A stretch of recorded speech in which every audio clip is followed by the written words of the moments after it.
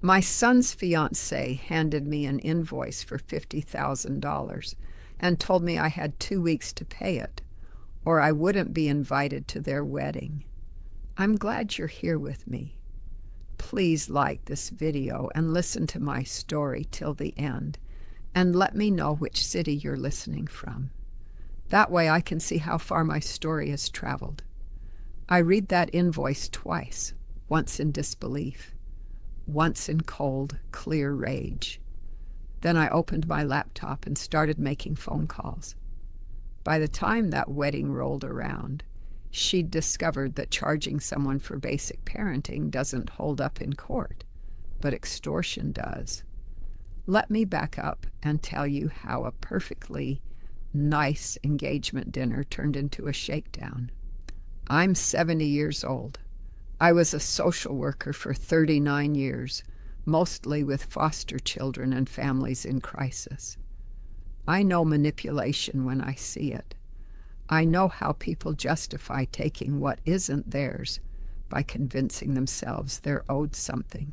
I spent 4 decades documenting it, reporting it, and testifying about it in court. My son Daniel is 36. I raised him alone after his father walked out when Daniel was 2. His father sent exactly 3 child support payments in 16 years, then disappeared completely. I worked full-time and took night classes to get my master's degree, while Daniel was in elementary school. We lived in a small 2-bedroom apartment. I drove a 15-year-old Honda. Daniel wore thrift store clothes until high school, when I finally had enough money for him to buy new things. But he never went without what mattered. He played Little League. He took guitar lessons. He went to science camp every summer. I paid for SAT prep courses and college application fees. I helped him move into his freshman dorm with everything he needed, right down to the shower caddy and desk lamp. Daniel got a degree in computer science. He's been working as a software engineer for 12 years now. He makes good money. He bought a condo 5 years ago. He's got a decent car and takes international vacations. I'm proud of him. I tell him that regularly. 2 years ago, he started dating a woman named Chloe. She's 32, works in pharmaceutical sales, drives a Lexus her parents bought her. I met her 4 months into their relationship. She came to Sunday dinner at my place. She spent the entire meal talking about her childhood, private schools, family trips to Europe every summer, a sweet 16 party that cost more than I made in a year. She asked what I did for a living. I told her I was a retired social worker. She wrinkled her nose slightly and said that must have been difficult work. Then she asked if I'd ever thought about doing something more lucrative. I said I'd thought about doing work that mattered. That ended that conversation. Daniel proposed to her last year. He called me first, excited, asking if I thought she'd say yes. I asked if he was happy. He said he'd never been happier. So I told him I was happy for him. The engagement party was at Chloe's parents' house. They live in a gated community with a country club and a golf course. The house had 6 bedrooms and a 3-car garage. Chloe's mother, Monica, greeted me at the door wearing jewelry that cost more than my car. The party was nice. Catered food, open bar. About 60 people, mostly Chloe's family and friends. Daniel introduced me to everyone as his mom, who raised him all by herself. People smiled and said how wonderful that must have been. I smiled back and didn't mention the nights I cried myself to sleep, wondering how I'd pay for his school field trips. Toward the end of the evening, Chloe pulled Daniel and me aside. She said she wanted to talk about the wedding. She'd been doing some thinking about family contributions. Her parents were paying for the venue and the catering. That was their gift to the couple. She thought it was only fair that Daniel's family contribute something equivalent. I said I'd be happy to contribute what I could, maybe $5,000. Chloe's smile got tight. She said $5,000 wouldn't really be proportional. Her parents were spending $80,000. She'd calculated what she felt was fair from Daniel's side. She pulled out her phone. She showed me a spreadsheet. The spreadsheet listed every major expense I'd incurred raising Daniel. Estimates for food, clothing, and housing from ages 2 to 18. Private guitar lessons, summer camps, school supplies and field trip fees, college application costs. At the bottom was a total, $473,000. I stared at it. I said, "That's not how parenting works." Chloe said she understood I'd done what I had to do. But Daniel benefited from that investment. He was a successful person because of the foundation I'd built. Now that he was starting a new family, it was time for the old family to step back and make room, but not before contributing their fair share to the new beginning. I asked what fair share meant. She said her parents were spending $80,000 on the wedding. I should match that with $50,000, not the full $473,000. Just a reasonable percentage, a symbolic gesture showing I supported their marriage. I looked at Daniel. He was staring at the floor. I said I'd raised him for 18 years because he was my child. That's what parents do. I didn't keep receipts expecting repayment. Chloe said she respected that perspective. But times were different now. Young couples needed help getting started. Her parents understood that. She'd hoped I would too. I said I'd contribute $5,000. That was my budget. Chloe's face went cold. She said $5,000 was insulting. If I couldn't see my way to helping properly, maybe I shouldn't come to the wedding at all. She didn't want negative energy on her special day. I said, "Excuse me?" She said she'd talk to Daniel about it. They'd let me know. I left the party. I sat in my car, shaking. Then I drove home. Daniel called me the next morning. He sounded tired. He said Chloe was upset. She felt I didn't value her or their relationship. Maybe if I could find a way to contribute more, it would smooth things over. I asked how much more. He was quiet. Then he said she was really set on the $50,000 number. I said that was half my retirement savings. He said he knew it was a lot, but I had to understand Chloe came from a family with certain expectations. If he was going to marry her, he needed to show he could meet those expectations, that his family could meet them too. I said I raised you alone on a social worker's salary. I paid for your entire childhood and most of your college. I don't owe you $50,000 for a party. He said it wasn't about owing. It was about family supporting family. I said family doesn't send invoices. He sighed. He said he'd talk to Chloe. Maybe they could work something out. 3 days later, an envelope arrived in my mail. Inside was a formal invoice printed on Chloe's office letterhead. It was itemized. $50,000 total. Payment due in 14 days. At the bottom, in small print, it said failure to remit payment would result in revocation of wedding attendance privileges. I called Daniel immediately. I asked if he'd seen this invoice. He said Chloe had mentioned she was going to send something official to make the request clear. I said this isn't a request. This is extortion. He said I was being dramatic. It was just paperwork, a formality. I said it's a bill for raising you with a deadline and a threat. He said maybe I was taking it the wrong way. Chloe just wanted everything documented and clear. That's how she operates. She likes structure. I said, I'm not paying this. I'm not paying an invoice for being your mother. He said then he didn't know what to tell me. Chloe was adamant. If I didn't contribute, I couldn't come to the wedding. I said, is that what you want?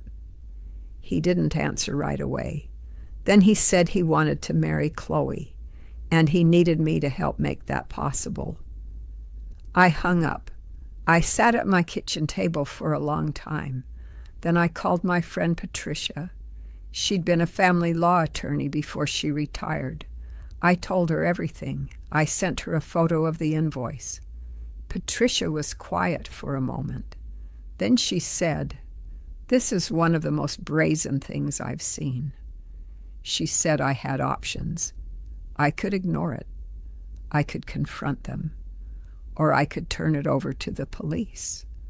I said, the police? She said demanding money under threat of exclusion from a family event could be considered extortion depending on how it's presented. This invoice with its payment deadline and consequences for non-payment was pretty damning documentation. If I wanted to push back legally, I had ammunition. I asked if she thought I should do that. She said that depended on what I wanted to accomplish. Did I want to repair the relationship? Or did I want to make a point? I thought about it. I said I want him to understand what she's doing, what they're doing. Patricia said then document everything. Keep the invoice. Save all communications. And talk to a detective just to have it on record. I made an appointment with the local police department. I met with a detective named Lisa Morales. I brought the invoice, the spreadsheet Chloe had shown me, and printouts of my text exchanges with Daniel. Detective Morales read everything carefully. She said this was unusual, but not unprecedented. She'd seen cases where adult children or their partners tried to leverage family relationships for money. She said while this probably didn't rise to criminal extortion because there was no threat of harm, it could be considered coercive behavior, and it was definitely worth documenting in case it escalated. She said she'd make a report. If I wanted to pursue a civil case or if Chloe made more threats, I'd have this on record. I thanked her. That evening, I sent Daniel an email. I told him I'd consulted with an attorney and filed a police report about the invoice. I explained that demanding money from a parent in exchange for attending their child's wedding was coercive, at minimum, and potentially extortion depending on how it was framed. I said I loved him, but I wouldn't be manipulated. And I wouldn't pay $50,000 to attend a wedding. He called me immediately. He was furious. He said I'd gone to the police over a wedding invitation. I said over an invoice demanding $50,000 with threats attached. He said I was trying to ruin his life. Chloe was devastated. Her parents were questioning whether he came from a stable family. I said if sending an itemized bill for raising your own child is their definition of stability, we have different values. He hung up. 2 days later, Chloe's father called me. His name was Richard. He introduced himself politely. He said he'd heard there was some misunderstanding about financial contributions to the wedding. I said there was no misunderstanding. His daughter sent me a bill for being a mother. He was quiet. Then he said he hadn't seen the invoice, but he'd talked to Chloe about it. He said he and his wife were happy to cover the wedding costs. There was no expectation that I contribute beyond what I was comfortable with. I thanked him. He said he'd get back to me. 3 hours later, Daniel called. He sounded different, smaller. He said Richard had asked to see the invoice. Chloe had showed him. Richard had told her she was out of line. I said good. Daniel said Chloe was upset. She'd thought she was being fair, asking for proportional contributions. I said you don't bill people for parenting. He said he knew. He said he was sorry. He'd been so focused on making her happy, he hadn't seen how wrong it was. I asked if this is who you want to marry. Someone who invoices your mother. He said he loved her. She had good qualities, too. This was just one mistake. I said it wasn't just the invoice. It was the spreadsheet calculating the cost of your childhood. It was the threat to exclude me from the wedding. It's who she is when she doesn't get her way. He said he'd talk to her. They'd figure it out. I said, I'm not paying $50,000. I'll contribute $5,000 like I offered. Take it or don't invite me. He said he'd take it. He'd make sure I was invited. The wedding was 2 months later. I didn't hear from Chloe once in that time. Daniel called me occasionally with updates. The venue, the menu, the band. He never mentioned the invoice again. I sent a check for $5,000 2 weeks before the wedding. I wrote in the memo line, gift, not payment. The wedding was beautiful, expensive. The venue was a botanical garden. There were 200 guests. Chloe wore a dress that probably cost more than my car. The food was excellent. I sat at a table in the back with some of Daniel's old friends from high school. Chloe's family sat up front. Monica gave a speech about how happy she was to welcome Daniel into their family. She talked about the importance of generosity and family support. I didn't give a speech. I wasn't asked to. During the reception, Richard found me. He sat down and said he owed me an apology. He said he'd raised Chloe with certain privileges and maybe hadn't taught her enough about perspective. The invoice was inappropriate. He'd told her so. I said I appreciated that. He said Daniel seemed like a good man. He hoped they'd be happy. I said I hoped so too. That was 8 months ago. Daniel and Chloe live in a new house her parents helped them buy. I've been invited over twice. Both times felt stiff and formal. Chloe is polite but cold. She doesn't ask about my life. She doesn't offer details about theirs. Daniel calls me every few weeks. We talk about work and weather and nothing that matters. I don't know if he'll ever fully see what happened. I don't know if he'll wake up one day and realize that a woman who itemizes your childhood and tries to extort your mother might not be the partner you thought you were getting. But I know I did the right thing. I didn't pay that invoice. I didn't let myself be manipulated into bankrupting my retirement for someone else's wedding. I kept the invoice. It's in a folder in my filing cabinet labeled evidence, just in case I ever need it. Patricia told me recently that she'd seen an uptick in cases like mine. Adult children or their partners with outsized expectations, demands for money framed as family obligation, threats of exclusion if the money doesn't materialize. She said it's a new kind of elder financial abuse, subtle, harder to prosecute, but abuse nonetheless. I told her I wished I'd been surprised by it.